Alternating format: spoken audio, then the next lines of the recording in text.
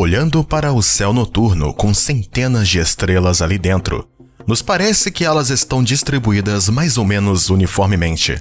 Acreditava-se anteriormente que galáxias e aglomerados de galáxias estão distribuídos de forma uniforme no universo, como uva passas num bolo, onde cada destaque é um aglomerado ou superaglomerado de galáxias. Mas, de repente, esta esbelta e bela imagem do mundo se desmoronou. E em vez de passas, os cientistas viram buracos gigantescos, como se alguém do nosso cupcake tivesse escolhido muitas das passas. Que tal o vazio do tamanho de 2.953 bilhões de anos-luz? Como se formaram estes enormes espaços onde não há quase nada? E qual a distância que nos separa da formação tão sombria mais próxima? E a pergunta mais inesperada: existe uma ligação entre tais vazios gigantescos com civilizações alienígenas?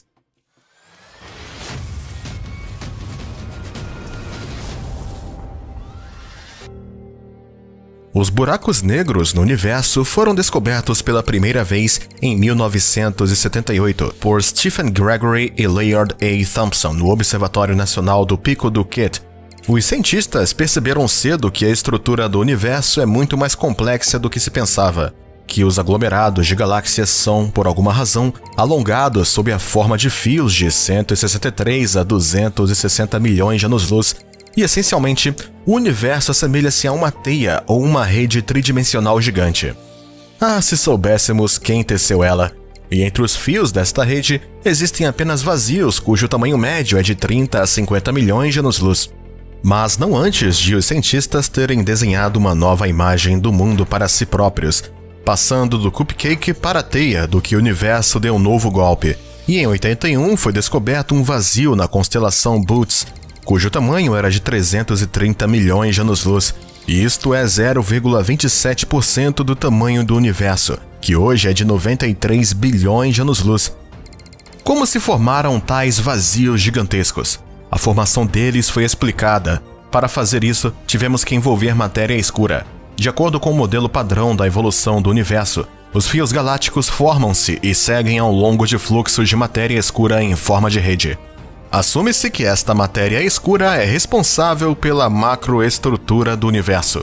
A matéria escura atrai gravitacionalmente matéria bariônica, e os astrônomos observam esta matéria sob a forma de paredes e fios de superclusas galácticas. Isso explica facilmente o aparecimento de vazios.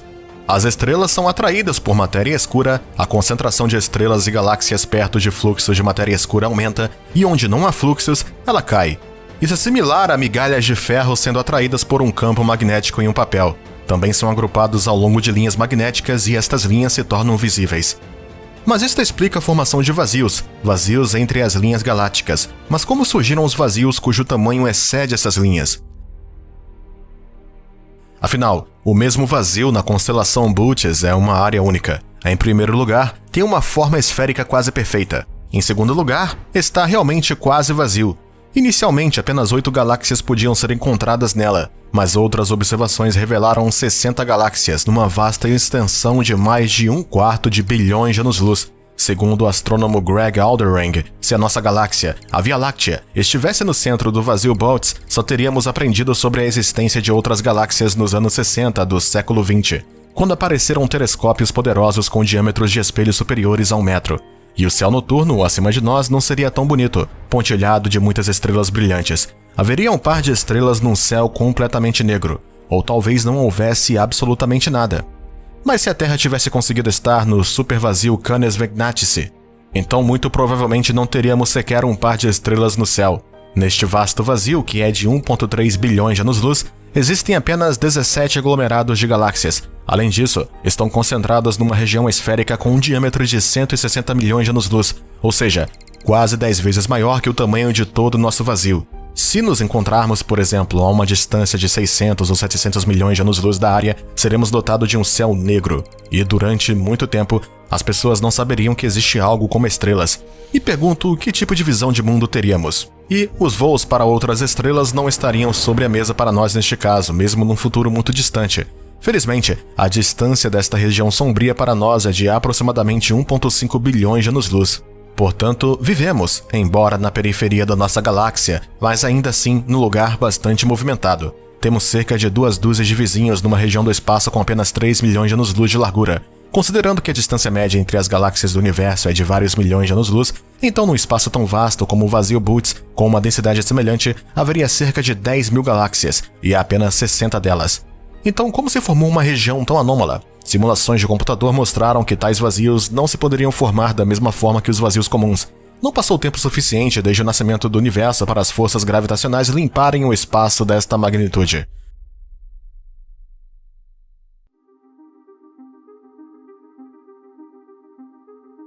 Tentativas de encontrar uma explicação levaram ao desenvolvimento de uma nova teoria, sugerindo que se formam supervoids como resultado da fusão de vazios menores. Gregory Aldering notou que as galáxias vazias assumem estruturas tubulares curiosas, e isto parece ser uma pista importante. Além disso, ele sugeriu que o vazio Bootes se formou após a fusão de vários vazios menores, semelhante a como as bolhas de sabão se fundem numa grande bolha. Quanto às galáxias tubulares, então, muito provavelmente, estes são os restos dos limites entre os vazios mais pequenos. Também é possível assumir uma versão ainda mais radical do desenvolvimento dos acontecimentos, o que dificilmente tem sido considerado na literatura científica. Assim, o vazio Bootes poderia ter se formado como resultado da expansão de uma civilização altamente desenvolvida. No processo de colonização, a bolha da civilização expande-se na direção do sistema nativo da civilização, que obscurece cada estrela e depois cada galáxia no seu caminho, cobrindo-a com uma esfera de Dyson, ou seja, uma esfera que absorveria toda a energia irradiada de uma estrela e a deixaria ir sobre as necessidades da civilização. Para um observador distante, parece que não há nenhuma estrela naquele lugar. Isso também poderia explicar a forma um tanto quanto esférica do vazio, dado que o vazio de Bootes está a cerca de 700 milhões de anos-luz da Terra e que a vida inteligente no universo poderia ter surgido há cerca de 4 bilhões de anos atrás. Uma civilização tão antiga teve muito tempo para realizar este espantoso feito de engenharia cosmológica. Isso é pura especulação, mas dada a estranheza do fenômeno, a hipótese pode ser considerada. Passaram-se mais de 40 anos desde a descoberta do supervoid na constelação Bootes. Muitos outros supervoids ou vazios foram descobertos e até ultrapassaram-na em tamanho. Agora o supervazio na constelação Bootes ocupa apenas o modesto 71º lugar. E quem ocupa o primeiro lugar é o supervazio LOLS Norte 13788. Já falamos sobre ele no início do vídeo e do seu tamanho, que é de quase 3 bilhões de anos-luz. Contém apenas 110 mil galáxias. Para um volume tão impressionante, é realmente apenas. E agora vamos responder à última pergunta feita no início do vídeo. A que distância está o nosso planeta, nosso sistema solar, do supervazio mais próximo de nós? A resposta é uma distância de 0 km. Estamos em um supervazio. Até agora, isso é apenas um palpite. Os cientistas encontraram discrepâncias entre as medições da constante Hubble, que caracteriza a taxa de expansão do universo utilizando variáveis de supernovas galácticas e de Cepheid e utilizando dados do fundo cósmico de micro-ondas e oscilações acústicas de baryões. No primeiro caso, a constante de Hubble era de 72 a 75 km por segundo por megaparsec. No segundo, 67 a 68. Tem sido sugerido que esta discrepância pode ser explicada pelo fato do nosso planeta estar num supervazio. As galáxias dentro do vazio experimentaram uma atração gravitacional fora do vazio, dando um valor local maior para a constante Hubble. Se estima-se que este supervazio é de cerca de 2 bilhões de anos-luz, menor do que a LOLS North 13788. É nomeado KBC Void pelos astrônomos Ryan Keenan, Amy Borger e Lennox Cowie, que o estudaram em 2013. Pensa-se que é quase esférico e contém a Via Láctea, o grupo local e a maior parte do superaglomerado Laniakea. Mas muitos cientistas acreditam que esta hipótese contradiz outros dados disponíveis e não explica completamente a discrepância nas medidas da constante Hubble.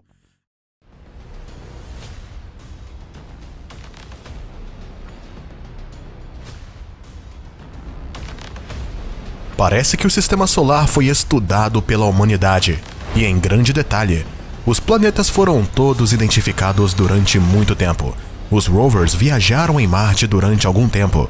Cometas e asteroides foram quase contados pelo nome, e até o solo de um deles foi levado e entregue à Terra para pesquisa. Mas foi aqui que os cientistas ficaram estupefatos. Acontece que todo o nosso sistema solar, incluindo a distante nuvem de Oort, localizada a uma distância de 1 ano-luz do Sol, está imerso numa bolha gigante. O seu diâmetro é de 10.000 anos-luz. O que é notável, o nosso Sol está praticamente no centro da bolha. Estamos realmente vivendo numa enorme bolha? E como é que o nosso sistema solar realmente funciona?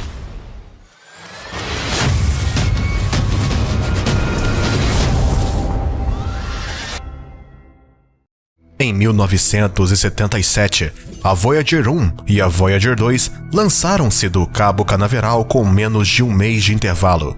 A propósito, a Voyager 2 foi lançada mais cedo, mas, como tinha um percurso de voo diferente, voou até a borda do Sistema Solar em 1 segundo, 6 anos após o seu colega. Ambos os dispositivos encontram uma anomalia muito estranha. À medida que se afasta do Sol, a densidade do espaço aumenta. O espaço interestelar é normalmente considerado um vácuo, mas isso não é inteiramente verdade. A densidade da matéria é extremamente baixa, mas ainda existe. No Sistema Solar, o vento solar tem uma densidade média de prótons e elétrons de 3 a 10 partículas por centímetro cúbico, mas é mais baixo quanto mais longe do Sol. A menor densidade de espaço está na borda do Sistema Solar. Este limite é chamado de heliopausa. Nela, a velocidade do vento, o fluxo de partículas carregadas emitidas pelo Sol, ou, por outras palavras, o plasma solar, cai para zero. A área entre o Sol e a heliopausa é chamada a heliosfera. Esta é uma espécie de bolha em que todos os planetas do Sistema Solar estão imersos. Neste limite, a densidade de prótons e elétrons é de 0,002 partículas por centímetro cúbico. De acordo com os cálculos, a densidade de partículas atrás da heliopausa, ou seja, no espaço interestelar, deve ser de 0,037 partículas por centímetro cúbico.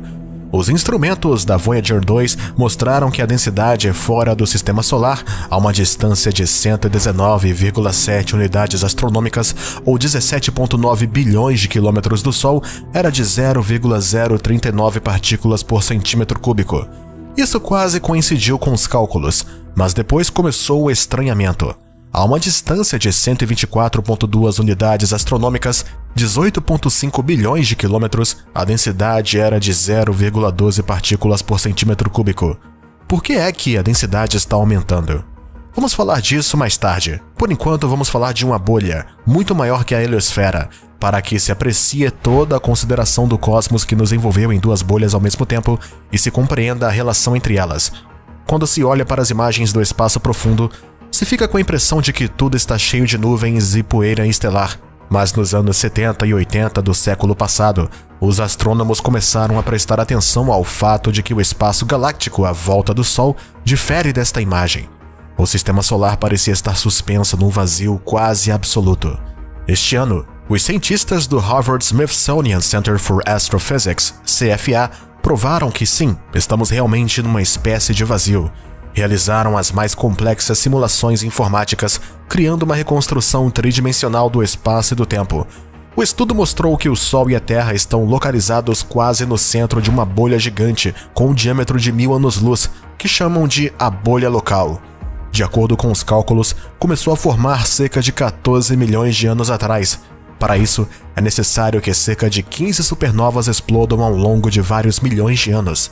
Esta série de explosões empurrou o gás interestelar para fora com a pressão da luz, criando uma estrutura em forma de bolha com uma superfície densa no limite.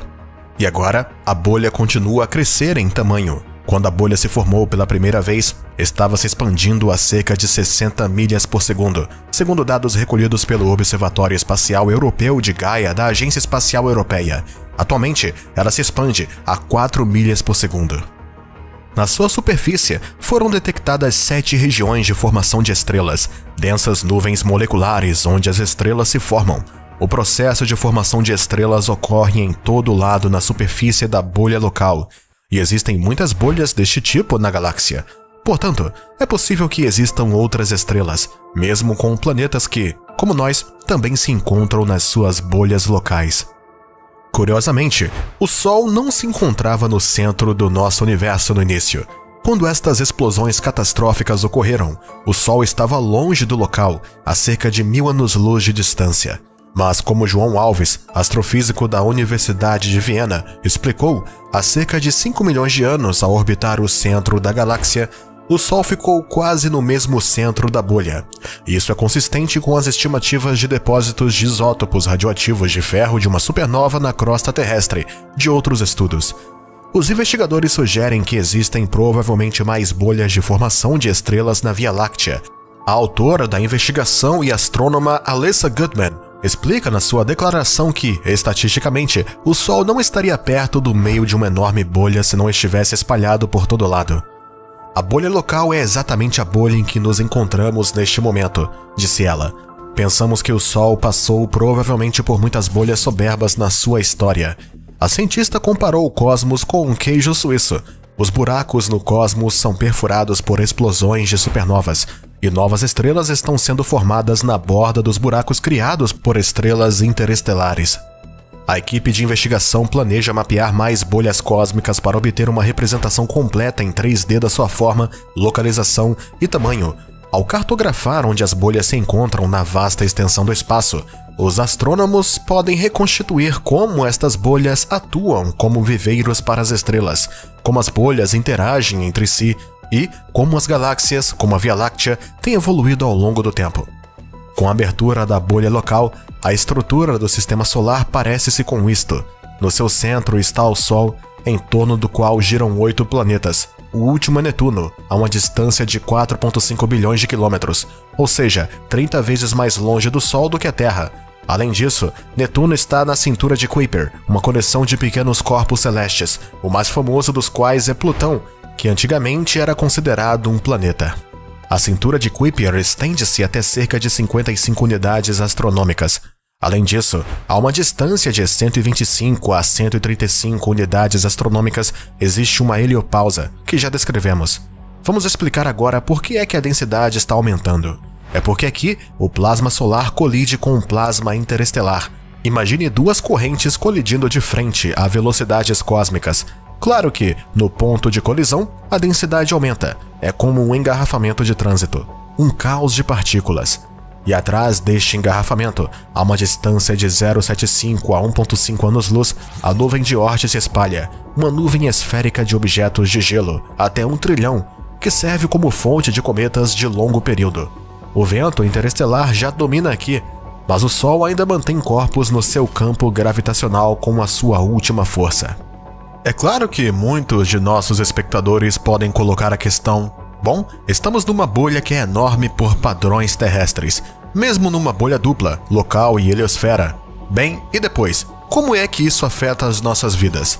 Sobre esta pequena bolha, a heliosfera, podemos dizer que, graças a ela, graças ao engarrafamento que se tornou na sua fronteira, a Terra é protegida de forma viável das partículas cósmicas de alta energia correndo do centro da galáxia.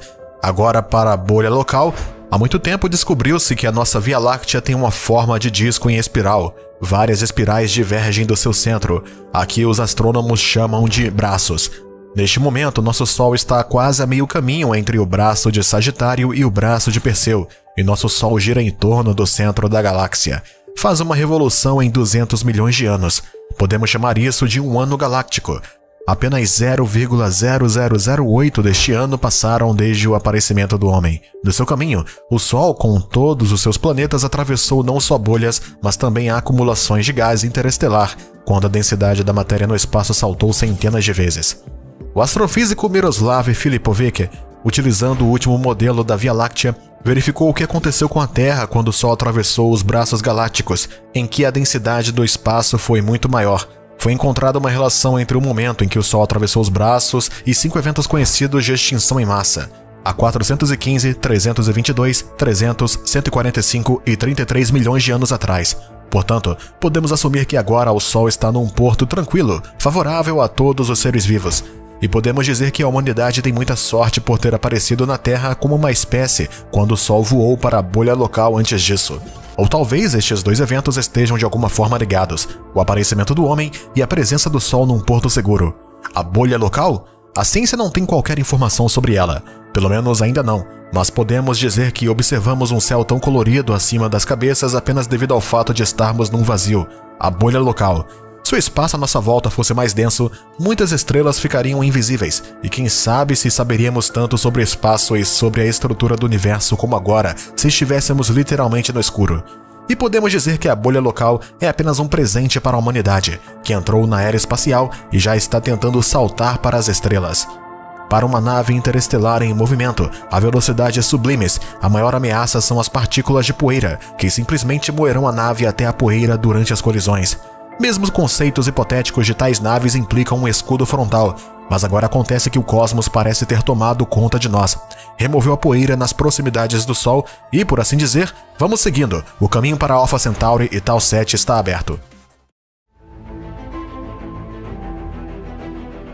Quando se trata de matéria escura e energia escura, há mais desconhecido que conhecido.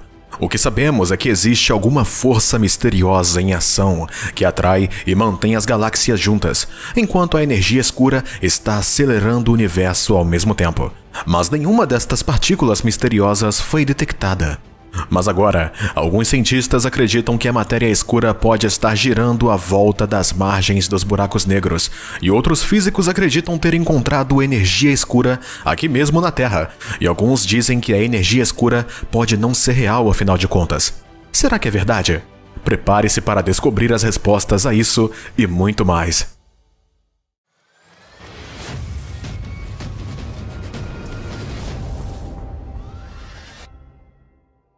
Se os físicos tivessem uma lista dos mais procurados, a matéria negra estaria no topo da lista.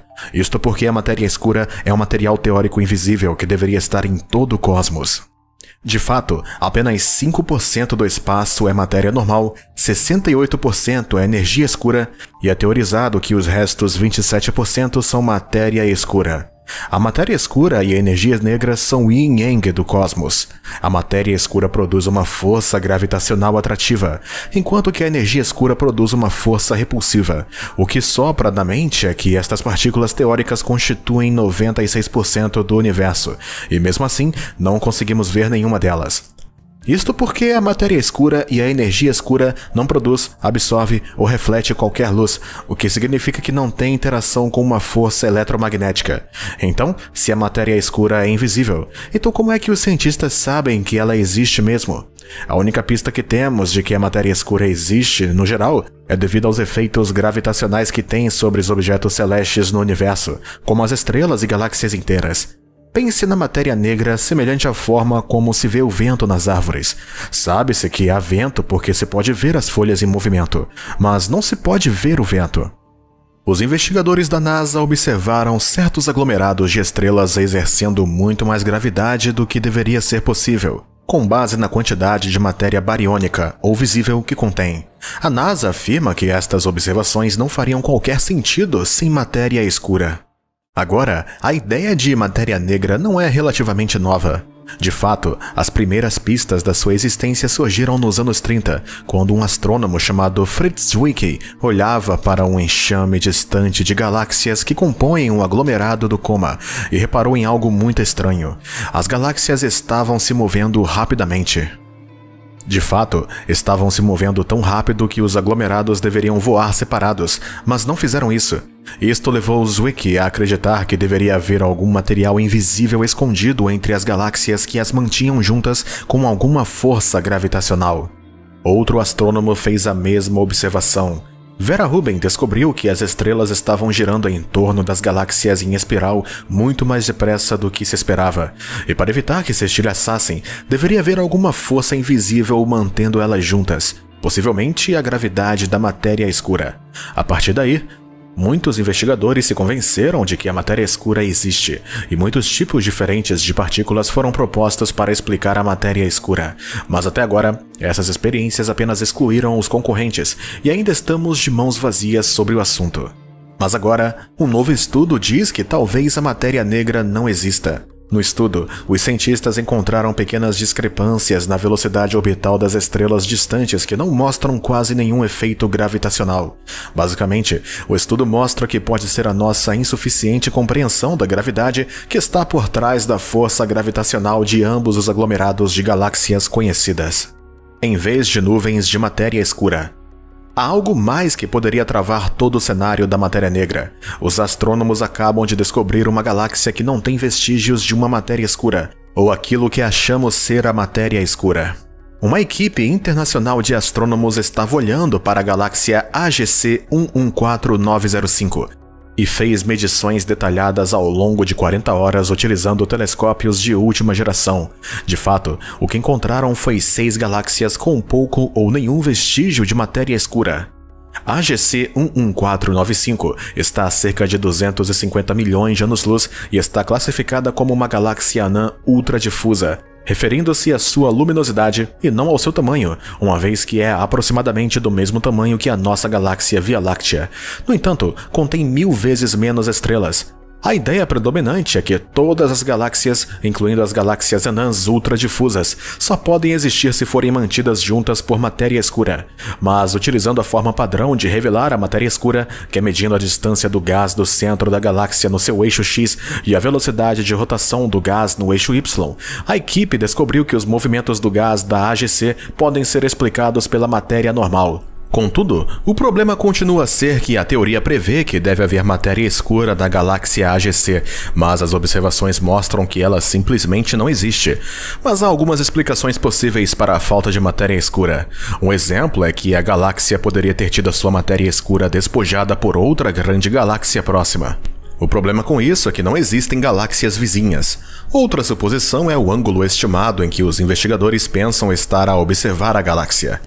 Embora isto possa apontar para o fim da teoria da matéria negra, tem havido outras novas teorias que podem provar o contrário. A caça às ondas gravitacionais e as ondulações no espaço-tempo causadas por grandes cataclismos cósmicos poderiam ajudar a resolver outros dos grandes mistérios do universo, chamado nuvens de bóson. E se são realmente matéria escura? Os investigadores estão utilizando instrumentos poderosos, tais como o interferômetro laser do Observatório das Ondas Gravitacionais, o detector avançado de ondas gravitacionais Kamioka, para detectar ondas gravitacionais a milhares de milhões de anos-luz de distância e localizar potenciais nuvens de bóson.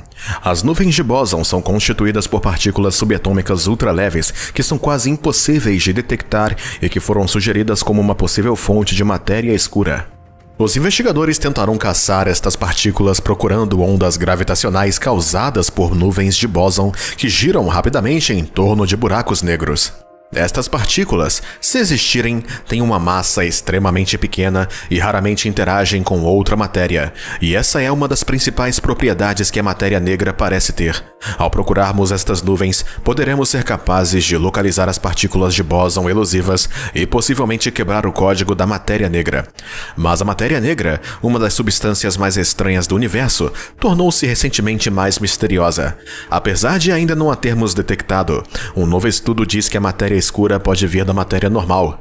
Uma teoria mais antiga, chamada congelar, sugere que a matéria escura se formou no universo primitivo quando todas as partículas foram esmagadas juntas numa sopa quente e densa chamada banho térmico. A grande maioria destas partículas começou como matéria escura, que foi logo destruída assim que entrou em contato com a matéria normal, conhecida na cosmologia como aniquilação. O inverso desta reação teórica, na qual a matéria escura substitui a matéria regular mais abundante no universo primitivo, é chamada congelação. Os investigadores levaram esta teoria inversa ao extremo, sugerindo no início que a matéria regular compensava a matéria escura, por muito. No entanto, isso começou a mudar rapidamente. Usando um modelo teórico, quando uma partícula de matéria escura entrou em contato com outra partícula, aniquilou essa partícula e cuspiu duas partículas de matéria escura. Agora, isso é semelhante na forma como outras partículas fundamentais, como positrões e elétrons, se aniquilam umas às outras para produzir dois fótons. No entanto, este modelo produz matéria escura a um ritmo exponencial, em vez de um ritmo gradualmente lento ou logaritmo. Se este é de fato um verdadeiro mecanismo, então oferece uma explicação sólida para a atual relação de 6:1 de matéria escura em relação à matéria regular. Mas isso traz uma grande questão. Se a matéria escura converte todo o resto em mais matéria escura, significa que o universo está condenado a se tornar uma grande bolha de matéria escura? Porque se continuasse muito tempo, acabaria com o universo e muito mais matéria escura do que o nosso próprio universo. Contudo, este novo mecanismo teórico só funciona a uma temperatura extremamente elevada, como durante o início do universo primitivo. À medida que o universo se esfria, a reação cessava e a quantidade de matéria escura ficava fixa. Então, onde se encaixa a energia escura em tudo isso? A energia escura nem havia sido descoberta até 1998. As observações deixavam claro que o universo não estava apenas crescendo, mas também crescendo a um ritmo acelerado. Toda a matéria conhecida que podemos ver, planetas, estrelas e galáxias inteiras deveriam estar puxando para dentro do universo, não empurrando para fora. Na verdade, a expansão acelerada do universo foi uma enorme surpresa para os cientistas. Foi nesse momento que os astrofísicos surgiram com a energia escura para explicar o estranho comportamento do universo. Preenchendo todo o espaço, a pressão negativa da energia escura está inflando o cosmos como um balão e interage muito pouco com a gravidade. E agora, os astrônomos pensam que podem ter acabado de descobrir a energia escura aqui mesmo na Terra por acidente, utilizando o método para encontrar matéria escura.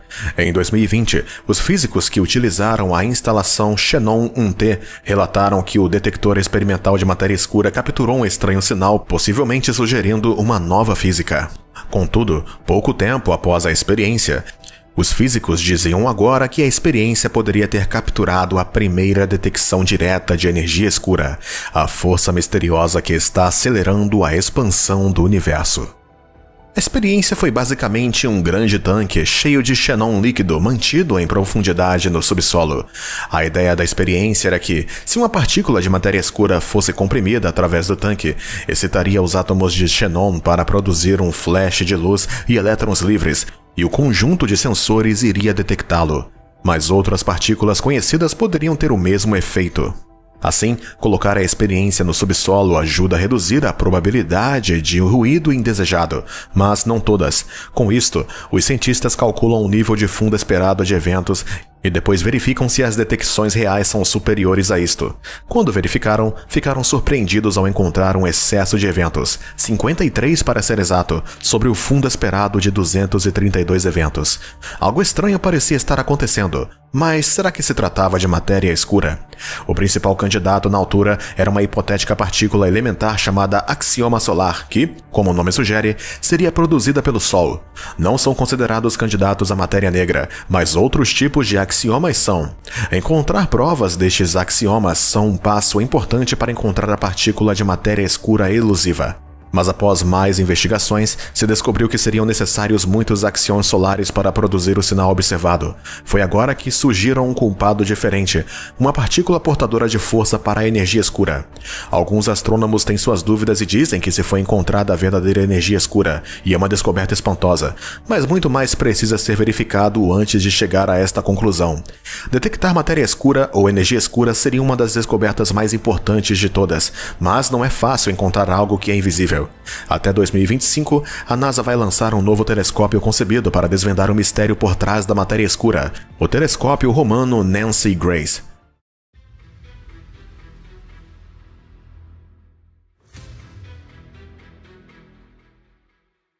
A humanidade olha para as estrelas há séculos, se perguntando o que está lá fora no espaço profundo, e se existem outras civilizações como a nossa. Começamos a utilizar telescópios, mas quando isso não foi o suficiente, a tecnologia avançada levou à criação de sondas espaciais para que pudéssemos ver melhor o nosso sistema solar e além. Os Voyager são duas das mais icônicas naves espaciais que a humanidade já inventou e lançou para o espaço, e ainda andam por aí atirando pelos cosmos. E depois de 7 meses de silêncio, Voyager 2 voltou a se comunicar com a Terra. Agora, prepare-se para descobrir mais sobre estas espantosas naves espaciais, as incríveis coisas que encontraram, onde estão e para onde vão e o que está em seu futuro.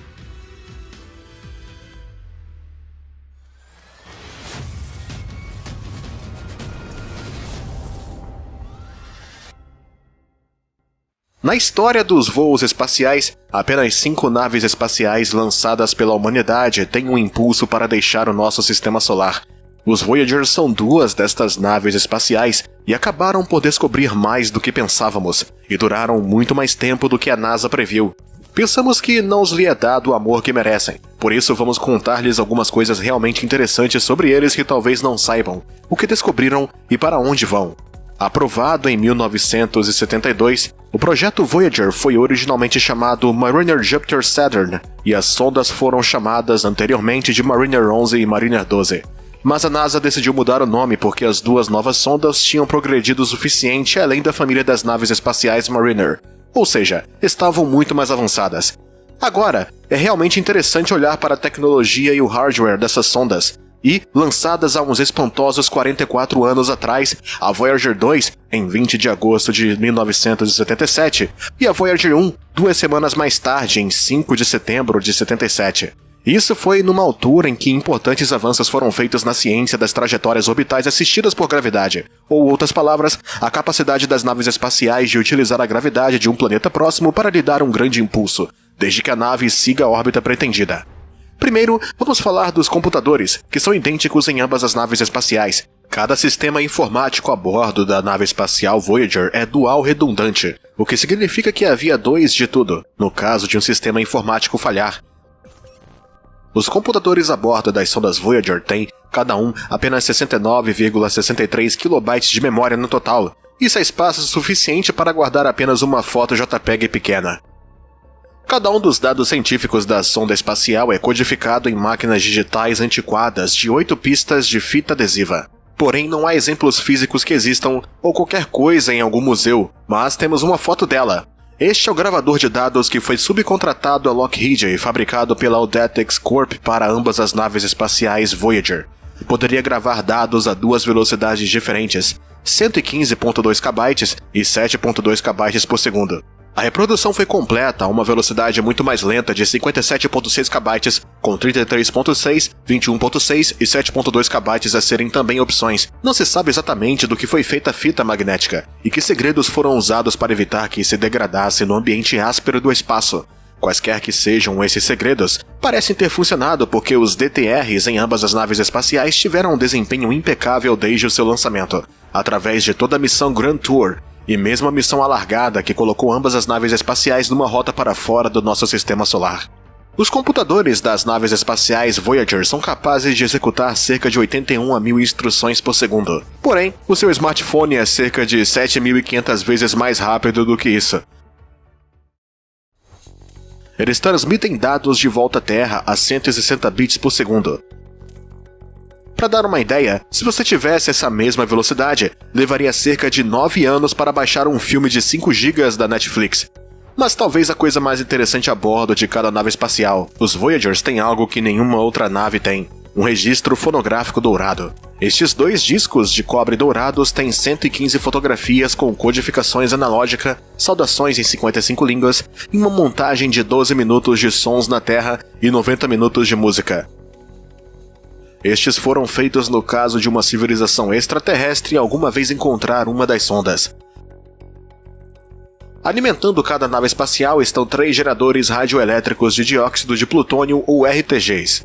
Cada sonda foi equipada com 11 instrumentos científicos diferentes, que se explicássemos em pormenor, levariam facilmente mais de 1 hora.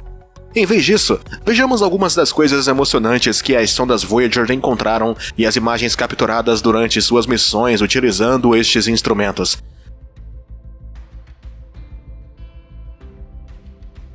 Ambas as sondas têm viajado ao longo de diferentes trajetórias e a velocidades diferentes. A Voyager 1 está viajando mais depressa, a uma velocidade de cerca de 61.155 mil km por hora, em comparação com a velocidade da Voyager 2 de 57 mil km por hora.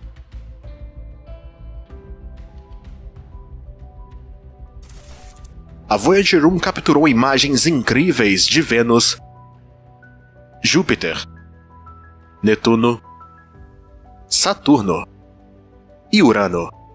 A Voyager 1 também capturou uma imagem incrível da lua de Júpiter, Io, onde o vulcão foi visto em erupção a partir da superfície. Era a primeira vez que um vulcão ativo tinha sido visto em outro local do sistema solar. Mas a imagem mais famosa da Voyager 1 capturada foi a da Terra, ou aquilo que é conhecido como ponto azul pálido, tirada no dia 14 de fevereiro de 1990 a uma distância de 6 bilhões de quilômetros, e inspirou o título do livro do Carl Sagan, A Pale Blue Dot, A Vision of the Human Future in Space, uma visão do futuro humano no espaço. A Voyager 2, por outro lado, começou a transmitir imagens de Júpiter em 24 de abril de 1979, que foram reunidas para mostrar um filme de time-lapse da circulação atmosférica do gigante do gás, incluindo a infame Grande Tempestade Vermelha, que tem 3 vezes o diâmetro da Terra. A Voyager 2 conseguiu fazê-lo porque fez passagens mais próximas de Júpiter e das luas jovianas. No dia 25 de agosto de 89, a Voyager 2 voou por Tritão, uma das luas de Netuno. Os dados da Voyager 2 foram utilizados para construir este vídeo do seu emocionante encontro e mostraram-nos Júpiter como nunca tínhamos visto antes. Entre eles, a Voyager 1 e 2 explorou todos os planetas gigantes do nosso sistema solar exterior e 48 luas, um sistema único de anéis e os campos magnéticos de cada um dos planetas exteriores. Mas isso não seria tudo que a Voyager 1 e 2 descobriria, como se está prestes a descobrir. Na verdade, encontrariam algo muito mais misterioso e desconhecido, e algo para o qual nem sequer foram concebidos. A Voyager 1 entrou no espaço interestelar no dia 25 de agosto de 2012 e foi o primeiro objeto feito pelo homem a fazer isso. Como a Voyager 1 deixou a heliosfera, que é uma bolha gigante de partículas carregadas que o Sol sopra à sua volta, a sonda registrou uma queda de 1000 vezes nas partículas da heliosfera e um aumento de 9% nos raios cósmicos galácticos que vêm de fora do Sistema Solar. Desde que voou para o espaço interestelar, a Voyager 1 enviou de volta algumas informações sobre as condições nesta zona escura do universo. Uma dessas descobertas é que a radiação cósmica lá fora é muito intensa e demonstra como partículas carregadas do Sol interagem com partículas emitidas por outras estrelas, e como esta bolha de partículas carregadas protege tudo dentro do nosso sistema solar contra esses raios cósmicos mortais. Em 5 de novembro de 2018, a Voyager 2 tornou-se a segunda nave espacial a entrar no espaço interestelar, quando a sonda registrou uma diminuição súbita de partículas de vento solar emanando do Sol e, ao mesmo tempo, também experimentou um aumento dos raios cósmicos galácticos e da força do campo magnético interestelar. A Voyager 1 continuou a surpreender os engenheiros quando, em dezembro de 2017, utilizou com sucesso seus propulsores de reserva para se orientar de modo a que pudéssemos comunicar com ela aqui na Terra. Esses propulsores não eram utilizados desde novembro de 1980, durante o voo de Saturno da Voyager 1. As sondas Voyager estão sempre enviando um sinal. Cada sonda tem um transmissor de rádio de 24.4 watts, o que equivale aproximadamente a uma pequena lâmpada de geladeira. A coisa que sopra na mente é que, quando seu sinal nos chega, a potência foi reduzida para cerca de 0,1 bilhões de watts, tão pequeno que a NASA tem que utilizar a sua rede de antenas de rádio gigantescas e consistem em 3 instalações separadas entre si. O Complexo de Comunicações do Espaço Profundo de Madrid, de Canberra, na Austrália, e a enorme antena de 70 metros no Complexo de Comunicações do Espaço Profundo de Goldstone, em Barstow, Califórnia. A sensibilidade das antenas de localização do espaço profundo da NASA, localizadas em todo o mundo, é incrível. As enormes antenas capturam a informação da Voyager a partir de um sinal tão fraco que a potência que atinge a antena de apenas 1/quadrilionésimo de watts. Um relógio digital eletrônico moderno funciona a um nível de potência 20 bilhões de vezes superior a este nível incrivelmente fraco.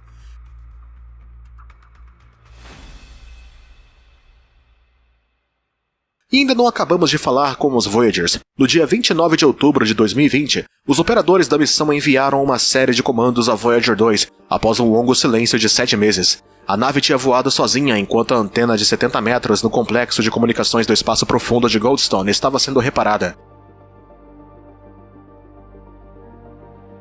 O surpreendente é que após todos esses anos, e o fato da Voyager 2 estar no espaço sideral, ela devolveu um sinal em janeiro de 2022, dizendo que a Voyager 1 estava a 23,3 bilhões de quilômetros da Terra e a Voyager 2 a 19,3 bilhões de quilômetros de nós. A maioria dos instrumentos foram desligados em ambas as sondas a fim de conservar energia. A Voyager 1 está se dirigindo para a constelação Ophiuchus, e no ano de 4272 d.C., virá dentro de 1,7 anos-luz de uma estrela obscura na constelação Ursa Menor, chamada AC+7938888. Dentro de cerca de 40 mil anos, a Voyager 2 virá dentro de cerca de 1,7 anos-luz de uma estrela chamada Ross 248, se encontrando na constelação de Andrômeda. Mas infelizmente, e muito mais cedo do que isso, perderemos o contato com estas duas naves espaciais e passarão para o vazio estelar. Seria interessante se um dia, no futuro distante, uma civilização por aí encontrasse a Voyager e aprendesse a voltar a dar energia. Se for assim, essa tecnologia poderia voltar à vida uma última vez. Fique atento aqui para ver se os Voyagers encontram algo novo e para acompanhar todas as coisas incríveis que acontecem no nosso universo. Obrigado por assistir.